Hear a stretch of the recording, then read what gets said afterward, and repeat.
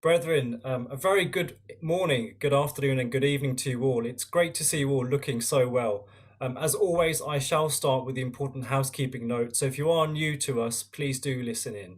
The meeting is being recorded and will be posted onto our YouTube channel. Therefore, those of you who do not wish to be seen, please feel free to turn your video off.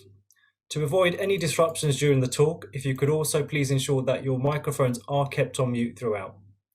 There will be an open Q&A session after the talk, and if you would like to ask today's speaker a question, please use the hand up icon, which can be found in the participants or reactions tab.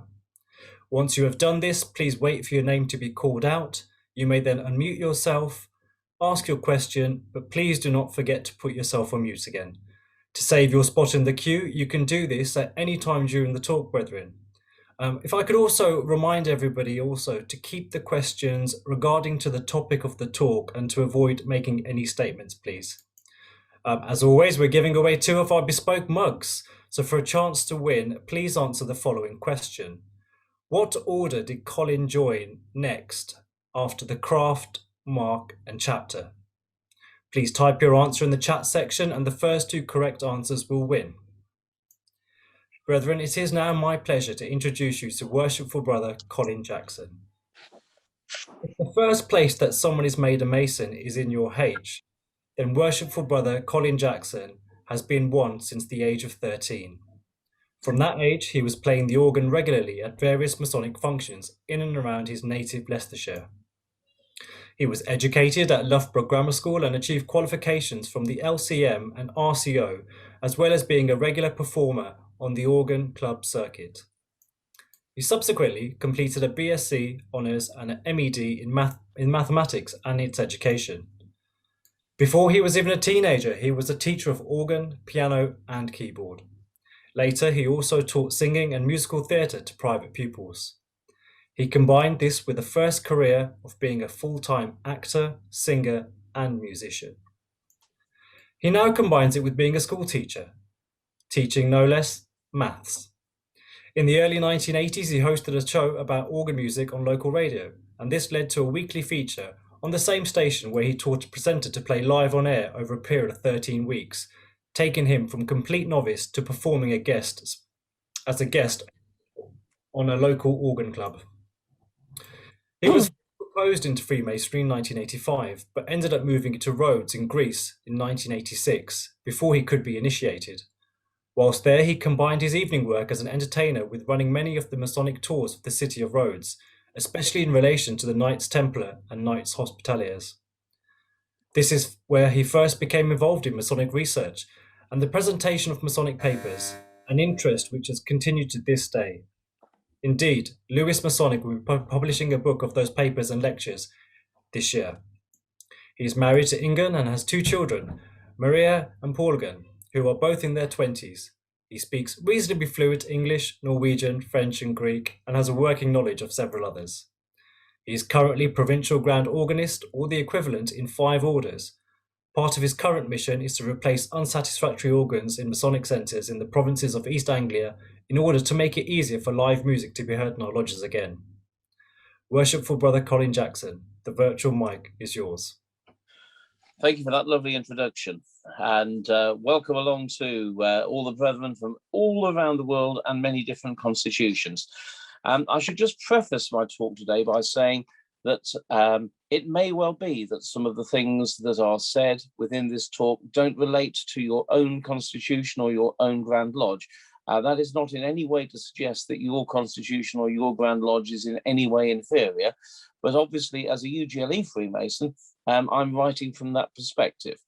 And obviously questions on jurisdiction may be things at the end that I'm not able to answer, because unless you have a knowledge of them, it's not all that easy. So, brethren, the real history of Freemasonry. Just a few years ago, we were told that we were celebrating the 300th anniversary of Freemasonry. There was a big celebration of the tercentenary in London and even a DVD. Many scholarly articles about the history of the last 300 years were written. So why am I then telling you about the real history? Well, as most people know, what we were actually celebrating was the culmination of a meeting in 1716 So where four Masonic lodges decided that in 1717 they would join forces and form the Grand Lodge of London and Westminster, which was the first recorded Grand Lodge in the capital. And this took place on the 24th of June, St. John the Baptist's Day, at the Goose and Gridiron Alehouse, where one of those lodges had its regular meeting. And they did so with the aim of establishing a forum where they could discuss matters of common interest. They elected one of their members, Anthony Sayer, the master of the lodge at the Apple Tree, to be their first Grand Master, and hoped that, over time, all of the Masonic lodges in London and Westminster, the only two cities over which they claimed jurisdiction, would join them. They agreed to meet 4 times a year from there on, and the other 3 lodges were those at the Crown, which closed in 1736, the Rummer and Grates, now called Royal Somerset House in Inverness, number 4, and the Apple Tree Tavern, now called Fortitude and Old Cumberland, number 12. And this tells us 2 very important things. Firstly, that Freemasonry must have been well established by that date, and secondly, that they must have been aware that Freemasonry was flourishing throughout the newly formed United Kingdom, although in 1717 it was actually called Great Britain. Some writers have suggested that this event, taking place as it did in the early days of the reign of King George I, may have been politically motivated to demonstrate solidarity against the Catholic pretender, James Stuart. So let us move to the very distant past. And this is because the events of 1717 and 1813 are already extensively documented. And so we need to consider the origins of Masonry itself. In ancient times, Masons were what we would now call operative Masons, the people who did the intricate work and often looked after those, who could even be slaves, who did the laboring work. There were also people who would know the secrets of Masonry, or the mathematics you needed to build structures that didn't fall down. And examples of these early structures, which are still standing, are the pyramids of Egypt and the structure at Stonehenge.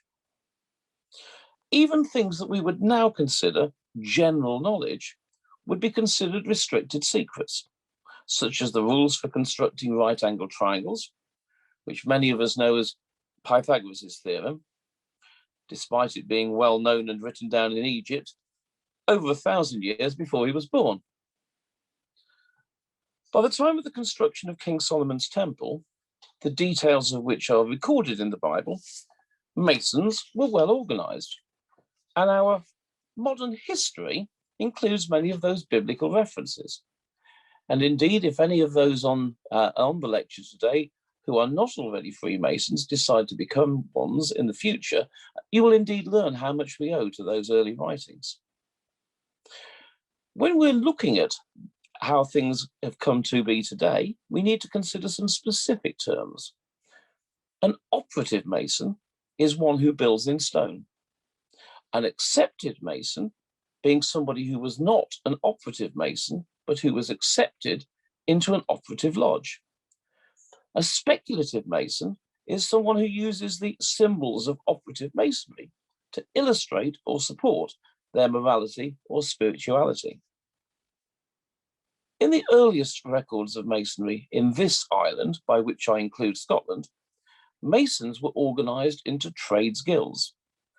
The earliest record of this is a Masons Guild in York in 79 AD under the Roman occupation, although only Roman citizens who were Masons could join. During the subsequent centuries, as Christianity spread, Masons often became employed in the construction of churches. This work often took many years, and so the Masons would often live or lodge at the worksite. The more people that were employed, the more important it became to set wages and terms and conditions for work. The most experienced Masons needed to also have a way to prove their competence, and so passwords and methods of recognition were introduced. The first king of England, Athelstan, once he had unified the kingdoms, formed the first Masonic Grand Lodge of England in York in 926 AD and appointed his half-brother Edwin as the first Grand Master. There are many records of these events in a series of documents which are collectively known as the Old Charges, the oldest of which, the Regius manuscript, is actually written as a rhyming poem. Noteworthy is that many of them make an error in translating the Anglo-Saxon and say Edwin was his son. And that's because of the confusion when you write in ancient English, Ithling Edwin, because the prefix Ithling actually refers to anybody who could be in line to the throne, or as we would call it today, possibly noble. It's interesting that in those days of operative Freemasonry, both men and women could be Masons. And women could become Master Masons, either in their own right or as the widow of a master, so long as they also employed a journeyman. The earliest written record of these that I've found is in the close rolls here in Norwich, where Gwynilda is listed as a Mason in 1256. Over the next few hundred years, the Masons' guilds and lodges flourished.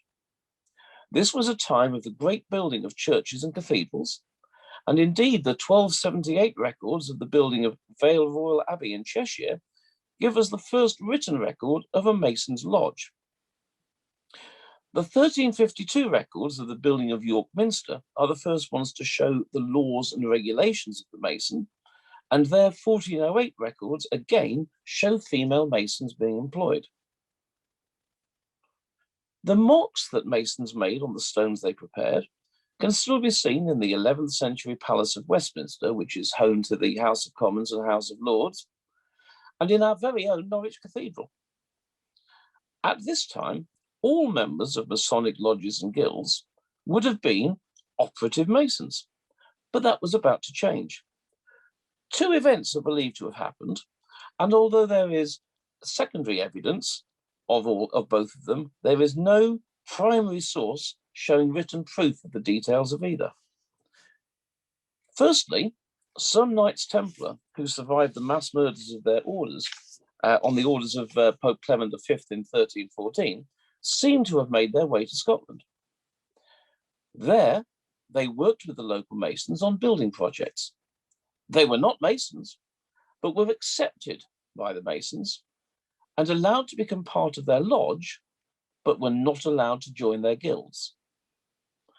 And secondly, in England, initially in London in the late 1400s, but over time elsewhere, there was the emergence of a new class of people with newly acquired wealth. They wanted status, but many of the old guilds refused to admit them. They found that Masons had lodges as well as guilds and discovered that they could join them for a fee. The lodges got extra income, which was supplemented by the sale of expensive regalia. And indeed, the will of an accepted Mason, a John Cadeby of Beverley, in around 1450, lists two silver-mounted items, one of which is inscribed with the letters J and B. And in those days, operative Masons would only have had 2 degrees. First, they would become an apprentice, normally around the age of 14.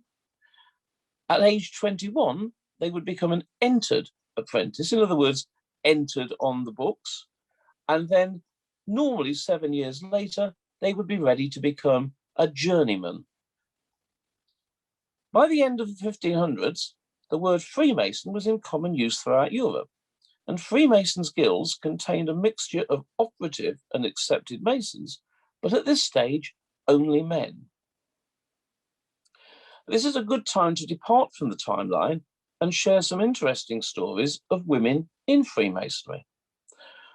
The first documented woman being initiated into Freemasonry was Elizabeth Aldworth in 1712, who was caught watching the proceedings of a lodge being held at the house of her father in County Cork in Ireland. The lodge voted to admit her, and thereafter she regularly appeared in Masonic clothing, even wearing it for her official portrait. In France, Madame de Xantrelle, who had dressed as a man to join the French army, was approved to join the Loge des Frères Artistes in Paris, even though the brethren and the army knew by this time that she was a married woman. There are also reports of women joining male-only lodges in America in the late 1800s, notably Salome Anderson and Catherine Babington. But I've been unable to find any documented evidence of the same thing happening in England. So returning to the 1500s, Scottish lodges started new lodges in other countries. And initially that was France, which had 2 Scottish lodges by 1535. The lodges in Scotland also became under the control of the Crown, under the Warden General and the principal master of work to the Crown. Eventually, William Shaw held both posts, and he produced the regulations which we now know as the Shaw Statutes, one result of which was the requirement of all lodges to keep written minutes. This is why we know so much about early Freemasonry there, including having written minutes from 1598 and minutes which allude to earlier minutes, which unfortunately are now lost. It is well known that in England, the first written record of a speculative Mason joining a lodge was Elias Ashmore in 1646 at Warrington. And those records show that the master and wardens were also speculative Masons. This probably marks the time where Freemasonry had evolved into what we would now recognize today. The oldest written ritual dates from 1696, and a modern Mason would recognize how similar it is in many respects to the ritual we now use. We need to consider just one more thing to complete this first part of our history. Why did that meeting of those 4 lodges take place? Douglas Knoop, in his book, The Genesis of Freemasonry, stated that in 1716, representatives of the 4 lodges, as well as some old brothers from the Cheshire Cheese and other lodges, met at the Apple Tree Tavern and agreed to hold a meeting next St. John's Day at the Goose and Gridiron to form a Grand Lodge, and thereafter to restore quarterly communications. And this is probably why the Master of the Apple Tree became the first Grand Master. And indeed, because the phrase restore quarterly communications was used in those notes, it suggests that there had been some form of quarterly communications between lodges existing before that date. From 1717 onwards, the records are much more readily available. However, we only actually have Grand Lodge minutes from 1723. And that was also the year in which James Anderson, on the orders of John Desaguliers, who had been Grand Master in 1719, wrote and published the Constitutions of the Freemasons for the use of lodges in London and Westminster. Within just 2 years, lodges throughout England and Wales had affiliated, and 2 provincial Grand Lodges were established in South Wales and Cheshire. They also changed their name to the Premier Grand Lodge of England. And this was because there was another unaffiliated Grand Lodge, calling itself the Grand Lodge of All England, meeting since time immemorial in the city of York, which, according to their records, had been formed in 1705, and which claimed descent, without any proof at all, from the Grand Lodge previously established there by the previously mentioned King Athelstan. Grand Lodges continued to be established throughout Europe, the colonies, and even America by both of the English Grand Lodges, as well as the Grand Lodge of Scotland and the Grand Lodge of Ireland.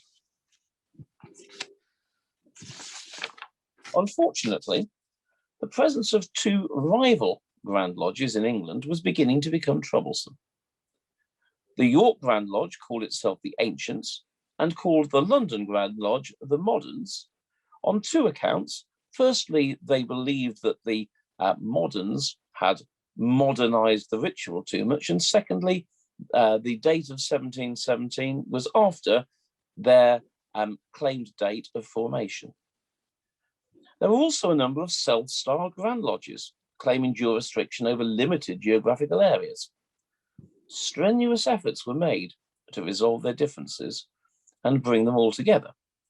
And this finally happened with the Union of 1813, which created the body which we know as the United Grand Lodge of England, normally referred to as UGL, and under whose auspices we all meet in this country. This then is an abridged version of the real history of Freemasonry, which is suitable for people who are not Masons as well as those who are.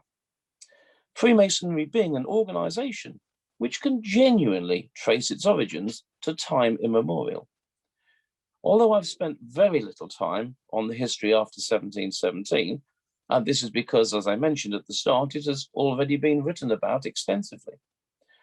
I hope that those of you who are Masons will have learned a little bit more of our shared history, and those who are not will have gained a better understanding of this organization, which we love, and which genuinely exists to make good men, in the sense of humans, better. Brethren, thank you. And we're now available for questions. Colin, thank you ever so much. Wonderful talk, insights. We're going to go straight to the questions. If you would like to ask a question, brethren, if you could use the hand up icon, which can be found in the reactions tab or the participants tab, that'd be wonderful. Please don't put your questions in the chat. We'd like to give everyone an opportunity to come on and ask their questions themselves personally. If you could go to Othman, please. Hi, Othman. I enjoyed it. I learned something that I didn't know before. I've been studying the subject for about 6 years right now, and the latest I can go was in the 10th century. Everybody's saying that if you're going to start searching for the builder, you're going to go all the way back to Nimrod, as far as back as the first builder. But everybody is saying when it become as an organization that shared the ceremonies, and that was the difficult part for me. I wonder what's your opinion about it? Well, if you are referring to the ceremonies that we would recognize as having any significance today, then I suppose you would have to say that it was the time of King Athelstan, because at that point there were people who would claim to be Masons, but who didn't have any mode of recognition, any passwords, and more importantly, didn't have the mathematical knowledge that was required for building. To give one example, although the method for construction of a right-angled triangle was fairly well known, what wasn't known, other than amongst those people who had trained as Masons, was the fact that in a large structure, you had to allow for the curvature of the earth, which meant that the external walls had to be inclined in slightly to account for the fact that the earth was curved. That knowledge that the earth was curved was contrary to the teachings of the church, which at that time was primarily the Catholic Church within Europe. And so that knowledge had to be kept secret to make sure that those Masons were not accused of heresy. If you actually built your walls at a strict perpendicular to the tangent of the earth at that point, you'd find that the walls bowed outwards in a large structure and the building would collapse. Thank you very much. Thank you, Colin. Could we next go to Brian Prince? He sent me a private message. Brian, would you like to come in and ask your question? Yes, thank you for a very interesting talk. What is your first record of a festive board? That, I have to admit, is something that I don't have in terms of it being a specific item. The reason for that being, as I'm sure you're well aware, was that prior to the Union in 1813, there was no such specific thing, especially in the ancients' lodges, as a festive board, because all meetings, including the eating, drinking, and everything else, took place in a single room. So the idea of repairing to another room for a festive board would have been a completely alien concept. In one of my other lectures, which is what an entered apprentice could know, which I haven't performed here, but I know that quite a few brethren have seen. I actually discussed in detail the layout of the lodges in those days, and the ceremony as it was put through in those days, and make the big point of trying to, at that point, explain why the festive board was not a separate item. And indeed, under UGLE, it wasn't until after 1813 that the dining aspect was moved either to another location or took place after the ceremonies had been completed. So alcohol wasn't allowed in the lodge. Alcohol was definitely allowed in the lodge under the ancients, and it's believed under the moderns as well, but not during the ceremony. Although making the assumption that you are an experienced Mason, you will know that even within some ceremonies that are held within our lodge rooms, not as part of UGLE, that wine is consumed in the form of passing around a cup of wine at one particular part of the ceremony. So there's never been something that says you can't consume alcohol in any Masonic meeting, but it's always been the fact that the meeting and the festive board, even when they took place in the same room, were considered as separate entities but parts of the same whole. Thank you. That's great. Thank you, Brian. Could we next go to Alan Bruard? Hi, Alan. Hi, mate. Just one question I had when you referred to journeyman. A worshipful brother in my lodge is a journeyman his lodge meets in Edinburgh. Is that a strong group of lodges, journeymen? Well, the phrase journeyman was used initially could only refer to an operative Mason, whereas again, being in Scotland, you will know that a speculative Mason was always referred to as a fellow of the craft. So in those, and they're normally going to be ancient lodges, where they have very definite roots from operative Freemasonry. There are many cases where those who have attained the second degree refer to themselves as journeymen. It's important to note that the degree of fellow of the craft only referred to a speculative Mason who would not have gone through the entered apprentice degree. They went straight to the fellow of the craft in those days. Thank you. Thank you, Alan. Next, could we go to Rinesh in India, please? Hi, Rinesh, bye. Hi, Amit. Thank you again very much for this lecture. Quick question. I don't know whether I have misheard this, but you specified about the Grand Lodge of All England. And I think you said that was actually part of the ancient, but I thought the ancients were separate, like the ones which started back in 1750. And the Grand Lodge of All England was the older one, which claimed that they were there from 1700s, like 1705. Can you please elaborate that once again? Maybe I missed that out. Yep, the Grand Lodge of All England, existing at York since time immemorial, was the lodge that claimed to be more ancient than the Grand Lodge of London and Westminster. And it was the people from that lodge who formed what later on became known as the Athol Grand Lodge, but it was or we also knew them as the ancients. And they claimed descent from that 1705 Grand Lodge, and prior to that, they claimed descendants from the original Grand Lodge of York, set up under King Athelstan. It's their claim, but there is very little in terms of written record to support their claim, other than that's what they claimed at the time, when there would have been more chance of looking at the records of that time. But are they also claiming that they are the ones who worked with the Mother Lodge in Kilwinning in Scotland? No, they make no claim to that. Scottish Freemasonry developed separately from English Freemasonry. And although there must have been, especially in the border areas, some instances where people had been members of both. Again, we don't have sufficient records going back to be able to find who any of those individuals are. In my talk on Mark and Ark, completing the ancient link, I actually go into some detail of where Scottish lodges actually established lodges within the jurisdiction of the Premier Grand Lodge, and how that led to the creation in the end of the Grand Lodge of Master Masons. But that's the subject for another talk. Just a last bit. So how come we are talking about the Shaw statuettes actually coming down all the way to England, even though we know that he was actually part of Scotland?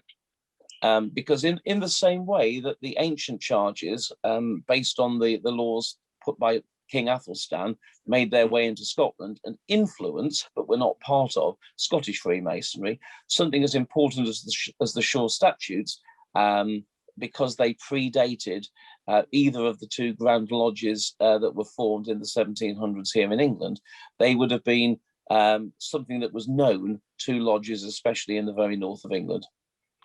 Okay, thank you, Worshipful Brother Colin. Thank you. And thanks, Amit. Thanks, Ridish, and thanks for breaking our one question rule. Sorry, I'm so sorry. No, I'm only joking. Next, could we go to Brother Mike, please?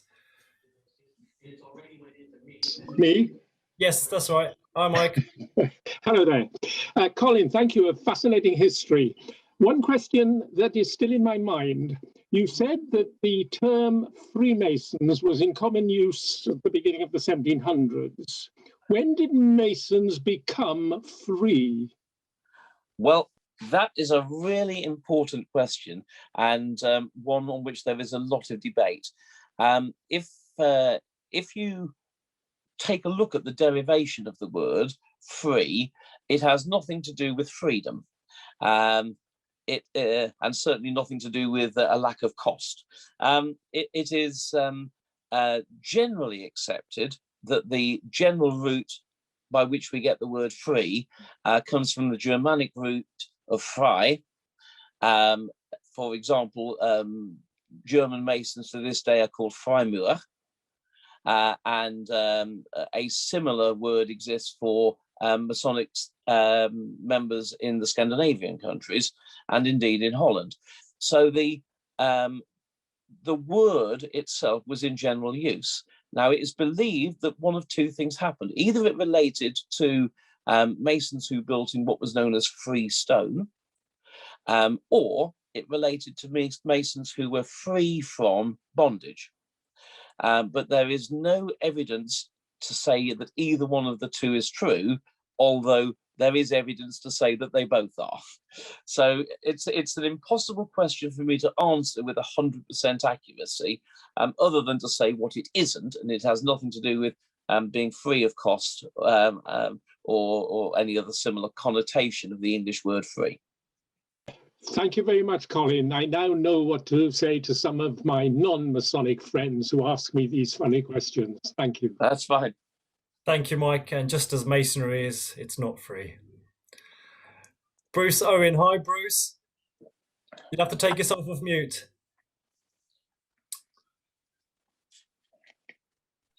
Right. I think we're live now. You are.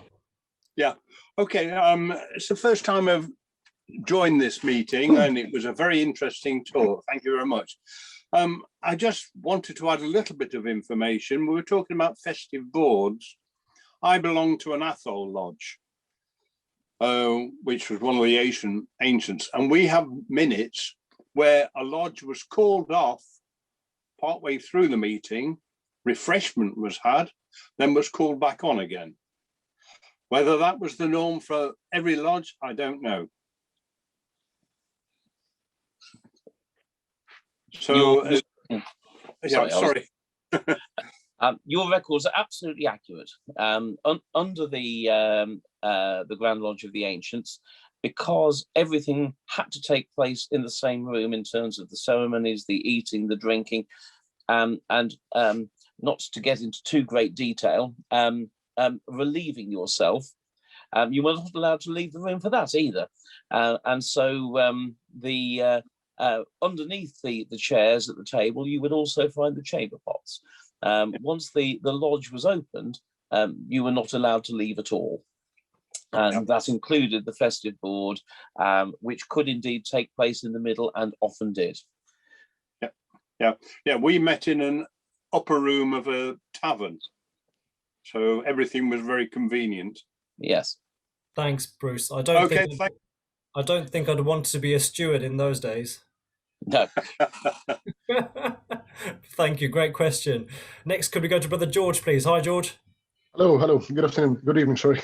Brother Colin, at the beginning of your talk, you did very briefly mention something about Rome and the people that the citizens of Rome will be able to attend.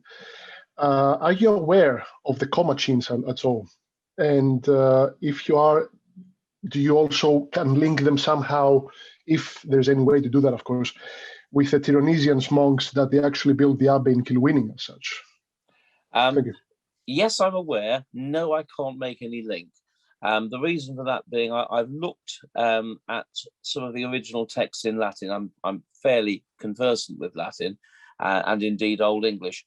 And although the record of the guild exists, it appears to have been part of a guild that was run from Rome. And there is no evidence whatsoever that I have found to suggest that the indigenous population would have ever been allowed to join. So it was mentioned more in passing than in an attempt to show a link to the indigenous population of what was then a series of kingdoms in England and Scotland having a link. Thanks, George. Wonderful. Colin, you may have to forgive me now because I've got a brother here who wants to ask a question, which if you want to remove him, we can do. So Tyrus, over to you, mate. You're on mute. It's the best way. Thanks, guys. I'm obliged. Thank you very much. Colin, just a quick question, just to clarify some things.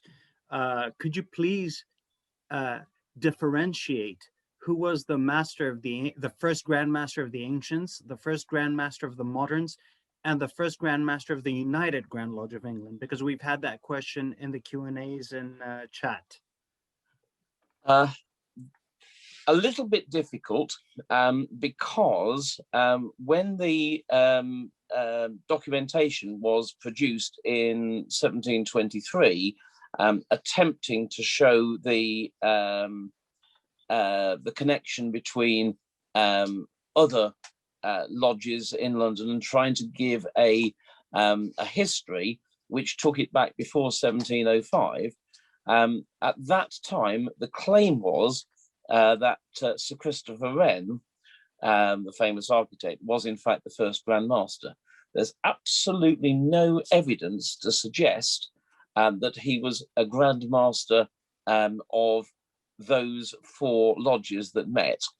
There is a lot of evidence that he was a Master Mason. He was seen as a Grand Master, but with a small g, during the time of the rebuilding following the Great Fire of London. So it's really, really difficult to be certain as to what's mentioned there. In terms of the time where we got the first Grand Lodge of London and Westminster, and the first five Grand Masters, there is some debate as to whether they were genuinely what we would call Grand Masters or not, because again, we don't have those written records until 1723.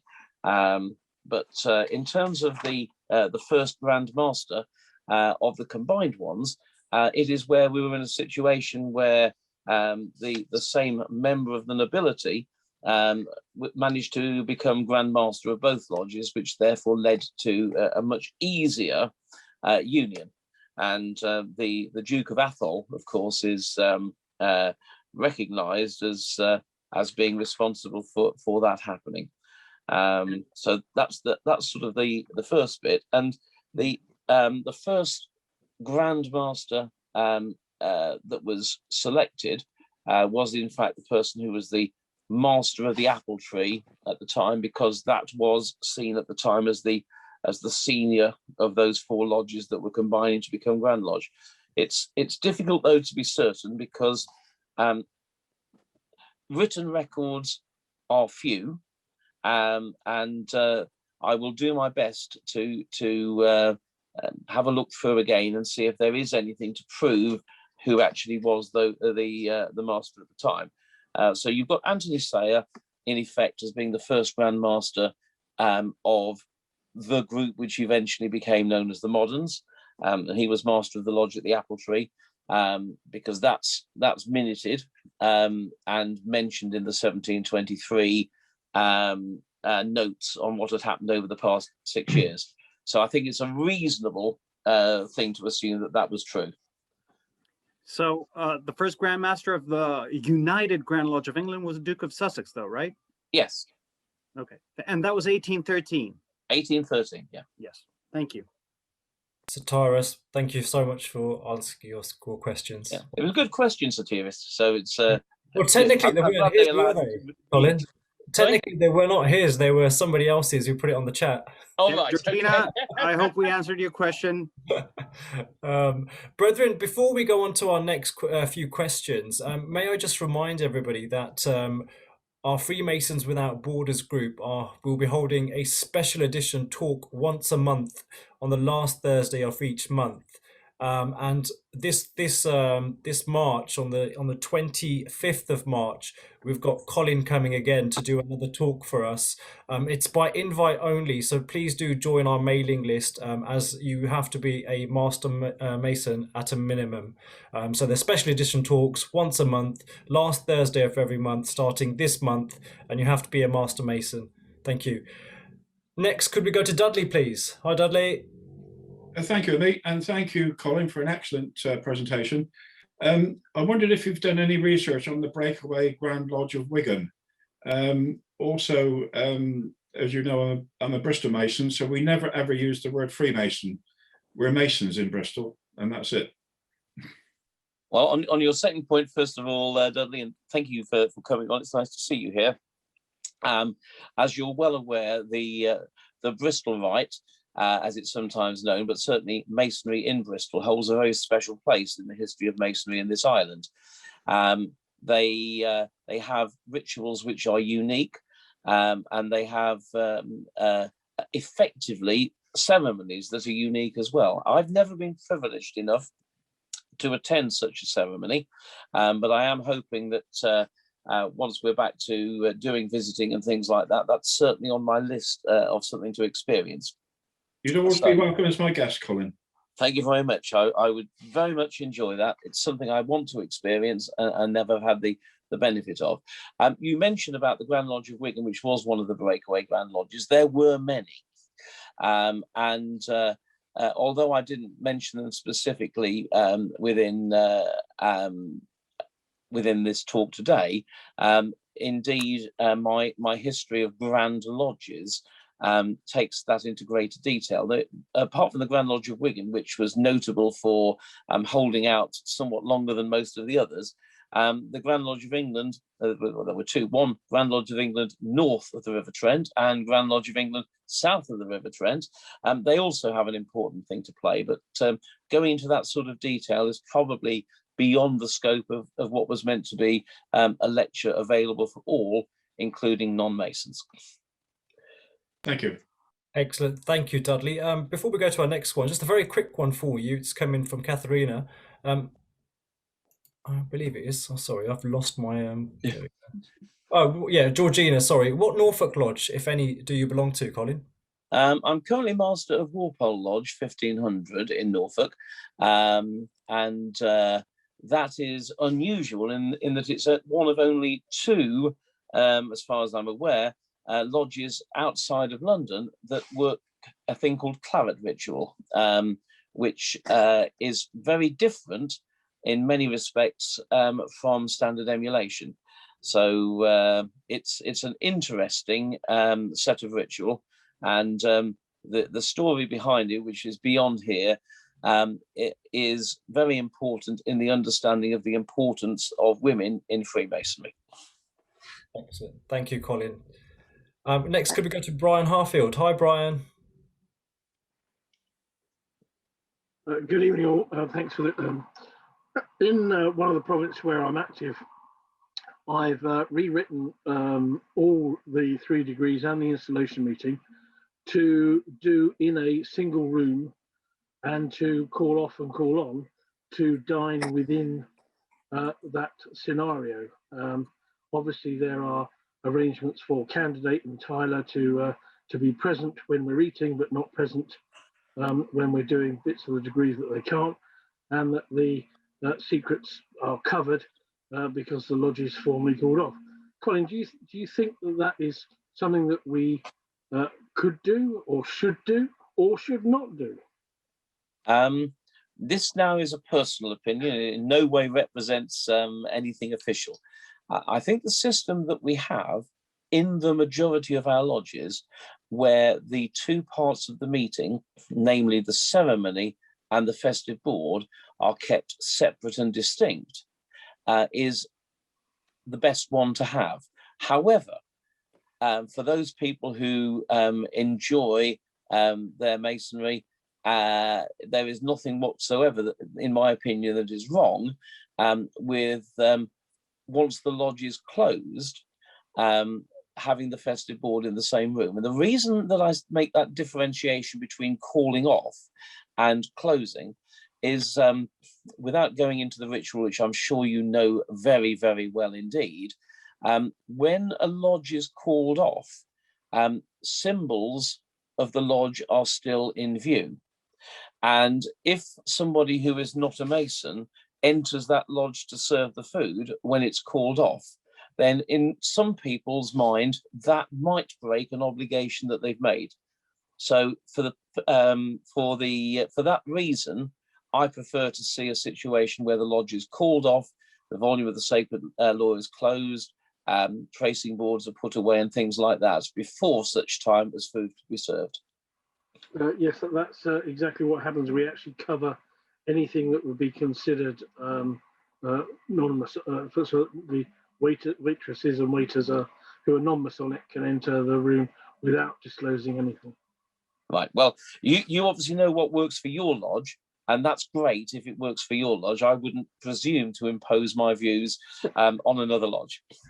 Thank you. Thank you, Brian. Next, could we go to Ted in New York? Hi, Ted. Hi, Amit, and thank you for this very informative timeline. I don't know if this question is legitimate or not. Perhaps you can tell me it's out of order. But did Unitarianism have any effect on the moderns and the ancients? It's not really a question I feel qualified to answer. So some of the aforementioned members were known Unitarians. That's true, and as I alluded to, the formation of the Grand Lodge of London and Westminster appears to have had a religious political motivation, but none of the other Grand Lodges that were formed appear to have had any such religious political motivation, and I glossed over it on the grounds that we tend to avoid, other than in statements of fact, any discussion of religious or political matters. So I'm not qualified to answer it, but I hope that you understand that's as good an answer as I feel able to give on this particular group. Thank you. Thanks, Colin.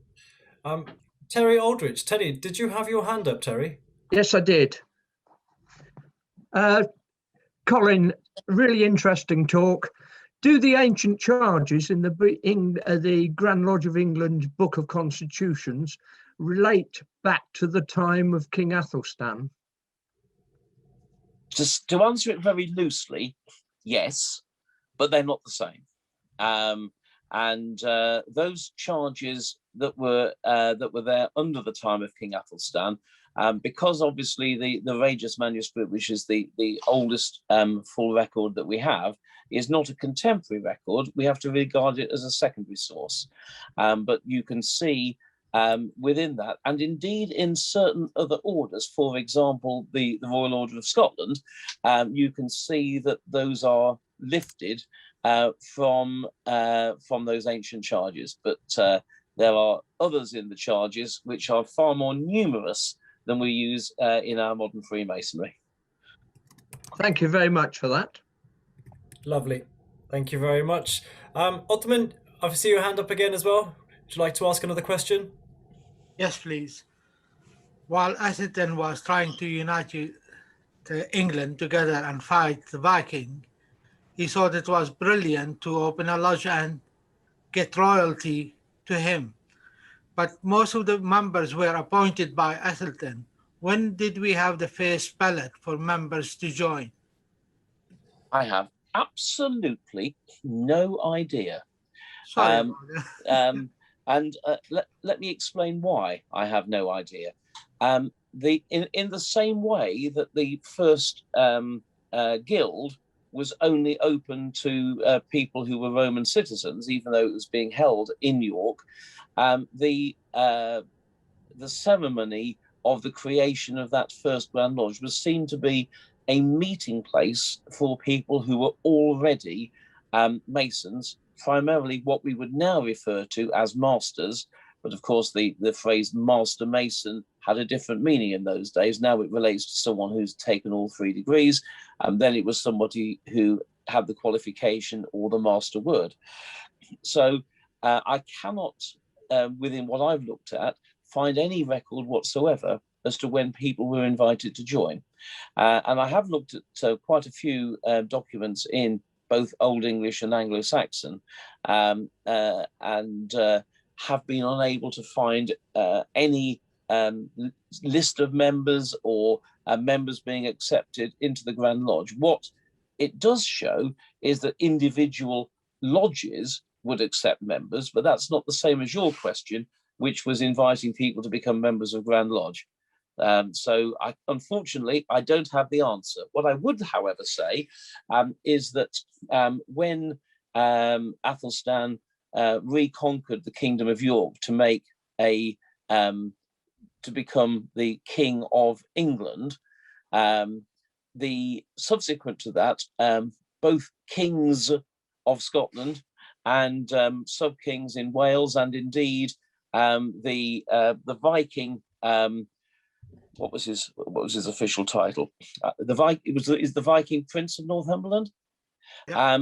All gave tribute so that he didn't expand his empire anymore. But although that doesn't fully answer your question, it's the best answer I've got. But we don't know when the ballot was taking place to bring members in. We have no idea at all in terms of what I've seen. If you found something else, that would be great to know. But all of the records relate to individual lodges being at individual buildings and individual work, as opposed to the Grand Lodge. There's after Etheling Edwin betrayed King Athelstan, and depending as to which report you believe, was either put out on a boat to sea in order to die, or put on a boat to sea to be exiled. There are no further records that I've been able to find of any further meetings of Grand Lodge, although those edicts were told that they had to be in all lodges that were regarded as being under the crown. I only found one lodge that had it. Sorry to cut you short, guys. We've got about 7 minutes remaining, and I've got 3 hands up in the air, so I'd like to go to as many brethren as I can to ask. That's fine. I mean, I am happy to run over, especially in sort of unstructured conversation, if that's wanted. Thank you. Next, could we go to Jules? Hi, Jules. Thanks, Amit. Thanks for an excellent talk, Colin. Truly fascinating. You've mentioned a fair amount about the timeline for development of Freemasonry in England and Scotland, but there's a third home Grand Lodge, of course, Ireland.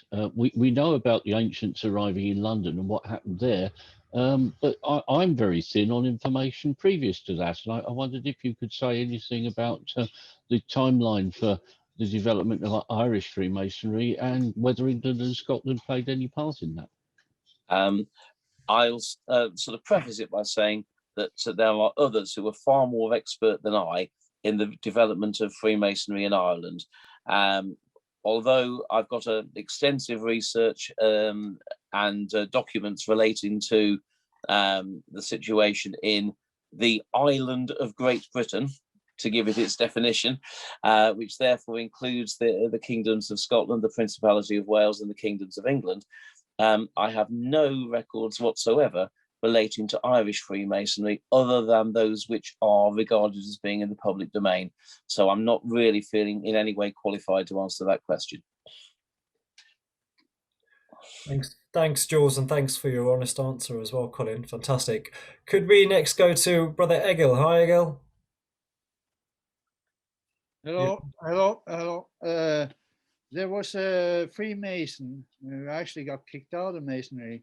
He wrote a book of Vikings being early Masons. Have you heard anything about that? No, I've not heard anything about that, but it certainly makes sense that they may have seen themselves as Masons. The thing which would suggest to me that they weren't Masons in the sense that we have Masons in our ancient history here is that the stone structures that would be associated with Masonry are very few and far between within Scandinavia, and almost non-existent stone structures relating to the time of the Viking occupation. So it does make it difficult to believe that that they had Masonry in the same way that that we had. But again, I'm more than open to evidence to contradict my view. Thank you. Brilliant. Thank you, Egil. Next, could we go to Doc Martin? Hi, Doc.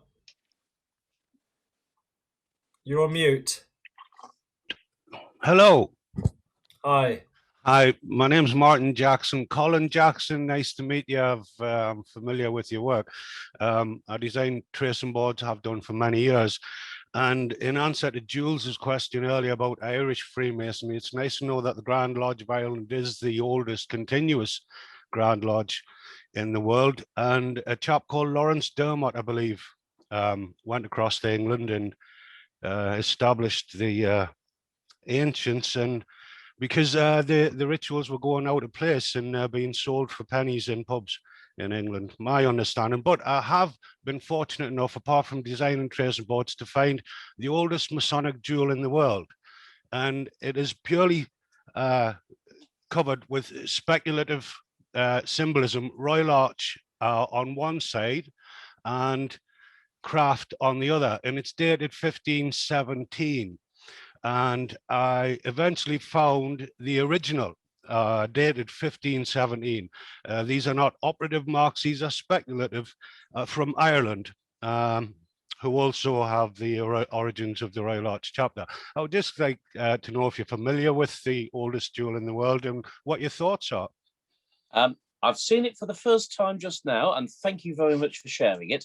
I believe that looking at it, it is difficult to be certain, because of the amount of reflection, that the position of the square and compasses is with one leg above and one leg below the square. That's what it appears to be from here. I could post a link to this room via if you just hold it up again, I will just try and see. Yes, from what I can see on that, it appears to be one leg above of the compasses and one leg below the square, with both points disclosed.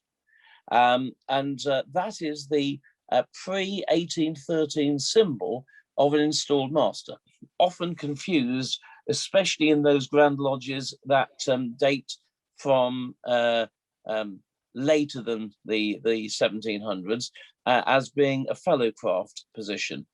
For anyone who's unsure, in the fellow craft, it specifically says that one point is disclosed, and on that it would appear that both points are disclosed, and therefore that's the symbol of an installed master, dating from the time when there were only 2 degrees. Fantastic. Thank you, Martin. If you don't mind popping that link onto the group, onto the chat, that I'm sure a lot of us will be interested in doing a little bit of research and looking into that. And Colin, can I just commend you for your eyesight? Because bloody hell, I couldn't see it. You've got great eyes. Can we go to our final question, please, from Michael Duncan? Hi, Michael. Hello, and hello from Denmark. Hello. I would like to ask a question because I'm actually just have a copy of a book or pictured book that I found on a university library from Bennett, made in 1847 or something like that. And he actually points out that actually Athelstan's father was the first master mason in York Rite. And then I would like to ask in on that, Colin. And I have just the greatest respect for your speak this evening. And then, of course, I would like to point out to the ones around the Vikings living in Denmark, do you know how much geometry it makes to make a circle castle? So actually, masons have many what you call faces, not only in stones. But the question was Athelstan's father. Right. The Athelstan's father was not king of all England. No. Athelstan was the first monarch who could genuinely claim to be king of all the English. Yeah. So although it's entirely possible that his father was involved in Freemasonry, it wouldn't have been totally relevant to the fact that Athelstan himself was the caller of the first Grand Lodge of England. What you may find particularly interesting, and I don't know if you're a member of the Order of Athelstan, but if, I'm an RCC and what are called Swedish Rite 9th degree, which is above what are called timbers. Yeah. I'm aware of obviously Swedish Rite. I've never been privileged enough to actually attend a ceremony. Oh, you'll be welcome. But I am determined that on one of my trips to Norway, which should be able to recommence once this pandemic is over, I'm going to make arrangements to visit a lodge working Swedish Rite, and hopefully one that I'm qualified to attend based on my membership of other bodies. But that's for something else. The interesting thing that you may like to know about Athelstan was that since he was never, according to the line of succession, expected to be king, when he was taken to Europe and met with Charlemagne along with his father and grandfather, along with his father, he was anointed as a future king at the time. And he actually wasn't able to become king until his brothers had died, one of whom only lived for 3 weeks after being eligible to be called the king. So even though at the time he was not expected to ever become king, he had been anointed by the Holy Roman Emperor and indeed presented with a sword to show the connection. And as a Scandinavian person, you would probably know that Athelstan was responsible for saving King Håkon and managing to return him to Norway to continue his kingship in Scandinavia, but primarily in Norway. He's of course known very well as Athelstan the Just. Because he made a point of returning a king who he, in theory, could have kept as a hostage to his native land to continue his kingship. So, yes. Yeah. Thank you very much for that extensive answer. That's really, really nice to know. So, because it was just puzzling me when you asked this, and then just read the book, and I put an answer or a question, sorry, in the what are called the questions, and on the side was on the. Where do we have the documentation of Athelstan? As I did mention, there are no primary sources. Okay. All we have is secondary sources, which are collectively known as the Old Charges, the oldest of which is the Radius manuscript. They refer to previous documentation which has in fact been lost. But those secondary sources, certainly in terms of their number and similarity, are regarded as historians as being sufficient to construct what the original document should have been. Okay, thank you very much. Cheers. Michael, thank you so much. Thank you to everyone who's asked questions, some wonderful questions coming in. So, Colin, can I just express my gratitude and thanks on behalf of everybody here today for your very well researched talk. It was superb. Thank you so much. You know, the level of research that goes into these talks is astonishing. And it's no mean feat. Thank you very much. I look forward to your one on the 25th as well. Well, I'm looking forward to that, of course, and where I can possibly be able to answer questions in greater detail that I'm not able to give in this particular talk. So those brethren who are qualified, if you want to save up your questions, in particular, it will be discussing the grades, or as we would say, the ceremonies or similar within primarily English Freemasonry, and the details that have been lost from them and transferred to other orders. So I'm hoping there will be some good questions. We're excited for it, that's for sure, Colin. Yeah. Thank you very much again. Brethren, to all of you, thank you very much. I'll just quickly announce our winners. Today, quickest off the mark was Lester Wellington and Jeff Spencer. Congratulations to you. A mug will be on the way in the post. I've had a couple of messages from a couple of brethren who haven't received their mugs yet. Don't worry, we've got your details. They will be sent out if they haven't been already. Once again, brethren, a good morning, a good afternoon, and a good evening to you all. Please stay safe. If you're offered the vaccine, do take it up. And until we meet again, we'll see you next week, same time, same place. Thank you. What was the answer, mate? Royal and Select Masters. Thank you. Just possibly to add into that, one of the future lectures that I hope to be able to give is on a thing called the English Rite, which is becoming popular, although is 100% unofficial within England. And Royal and Select is seen as the next step after you've completed craft, mark, and chapter. So I'm hoping that the forum will stay open, because I've had, I believe, 162 messages come through on chat, and I'd like to read them. Well, what we can do is we can send you the messages, Colin. We do have to call it an end to the day now. Right. Okay. Well, I'll do my best to read those, because the direct messages don't get saved. So I will see what I can see. But if you're able to just keep it open for a few minutes, that would be fantastic. Thank you. No problem. Brethren, good night, everybody. Thank you very much. Happy journeys. Good night. Thank you very, very much. Thank you so much, Colin. Thank you, Colin. Thank you. Thank you. Good night. Take care. Bye, Colin. Fantastic. Bye. Thank you very much, Colin. Next week. Good night. Bye. Thank you. Bye. Well done, Colin. Stay safe. Be good. Thank you.